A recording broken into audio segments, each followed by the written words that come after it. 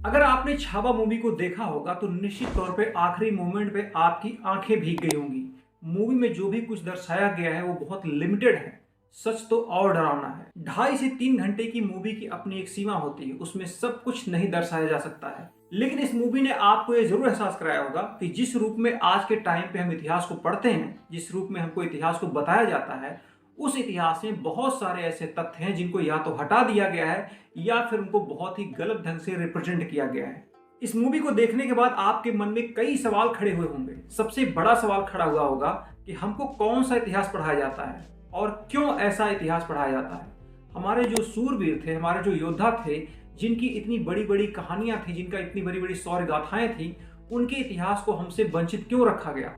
ऐसी हमारे देश की क्या मजबूरी थी कि हमारे देश के वीरों की वीर गाथाओं को हमसे छुपा लिया गया। हमें लगता है भारत दुनिया का एक लौता ऐसा देश होगा जहां पर भारतीय इतिहास के नाम पे विदेशी लुटेरों को पढ़ाया जाता है, बलात्कारियों को पढ़ाया जाता है, उनका महिमा मंडन किया जाता है। क्या आपको कभी राजा दाहिर की वीरता के बारे में, उनकी पत्नी के जौहर के बारे में, उनकी बेटियों की वीरता के बारे में मुगल इतिहास की तरह पढ़ाया गया है?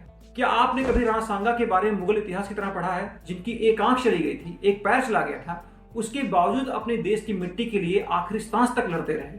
इसी तरीके से महाराणा प्रताप, छत्रपति शिवाजी महाराज, संभाजी जैसे अनेक वीर हुए जिनकी वजह से आज हम भारत को हिंदुओं का देश कह पाते हैं। भारतीय सूरवीरों के बारे में, इतिहास के बारे में जो भी कुछ लिखा गया, जो भी इतिहासकार इनके बारे में लिखे, या तो उनकी कलम की स्याही सूख चुकी थी या उनके हाथ से कलम को ही छीन लिया गया, क्योंकि बहुत सारे भारतीय वीरों का या तो इतिहास के पन्ने से नाम ही हटा दिया गया या फिर उनको 2 लाइन में समेट कर रख दिया गया। हमें मध्यकालीन इतिहास के नाम पर सिर्फ मुगलों का महिमा मंडन पढ़ाया जाता है और महिमा मंडन इस तरीके से किया जाता है कि हर मुगल शासक के नाम पर एक पाठ तैयार किया जाता है।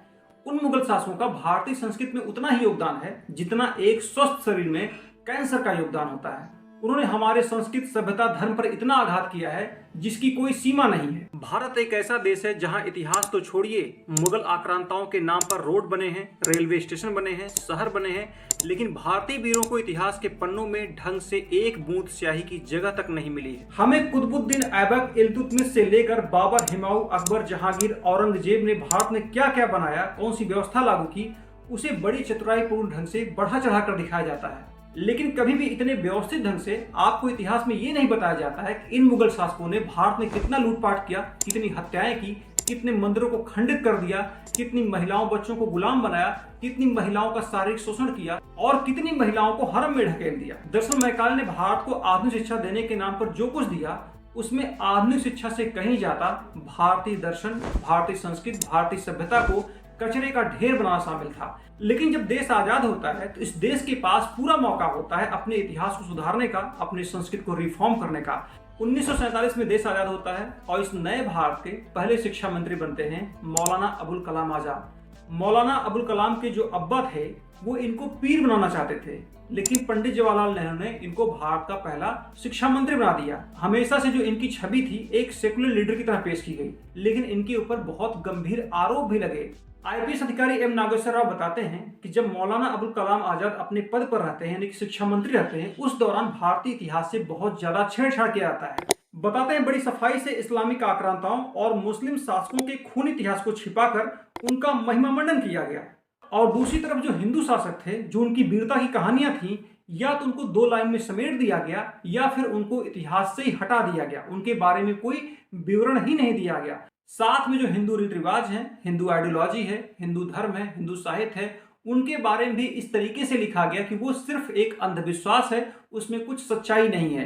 तो जो हमारा गौरवशाली इतिहास रहा है उसके बारे में बहुत सारे तथ्य को छिपा लिए गए हैं या फिर किताबों से इनको हटा दिया गया है, और जो कुछ बताया भी गया है उन भी चीजों को बहुत ज्यादा तोड़ मरोड़ दिया गया है। इस तरीके से हमारे गौरवशाली इतिहास को सिर्फ कूड़ेदान में फेंकने का काम किया गया है। तो आज के इस वीडियो ब्लॉग में बस इतना ही। ये वीडियो आपको कैसा लगा इसके बारे में जरूर बताएं। वीडियो को लाइक करें, चैनल को सब्सक्राइब करें। धन्यवाद।